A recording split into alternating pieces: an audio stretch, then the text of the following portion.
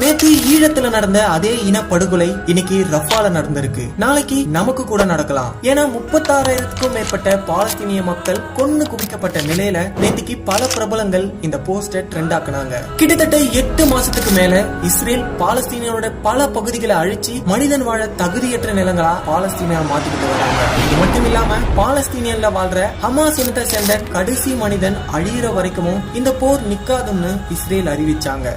இருக்க இடம் இல்லாம உணவு இல்லாம இருந்த பல லட்சக்கணக்கான மக்களை காசாவில இருந்து ரஃபான்ற இடத்துக்கு போர் காரணமா இடம்பெயர வச்சாங்க இஸ்ரேல். மக்களுடைய நலனுக்காக இதை செய்யறாங்கன்னு பாலஸ்தீனிய மக்கள் பெருமூச்சு விட்டு முடிக்கிறதுக்குள்ள இஸ்ரேல் போர் நெறிய மீறி ரஃபேன்ற இடத்துல தாக்கி 40க்கும் மேற்பட்ட மக்களை சாகடிச்சாங்க. இதுல பெருமளவு குழந்தைகளும் பெண்களும் தான். மனிதனையும் மனித நேயத்தையும் அழிச்சு வெறும் சுடுகாட்டை வச்சுக்கிட்டு நீங்க என்னடா பண்ண போறீங்க? இஸ்ரேலை எதிர்த்து பாலஸ்தீனியனுக்கு ஆதரவா நான் குரல் கொடுத்திருக்கேன். அப்போ நீங்க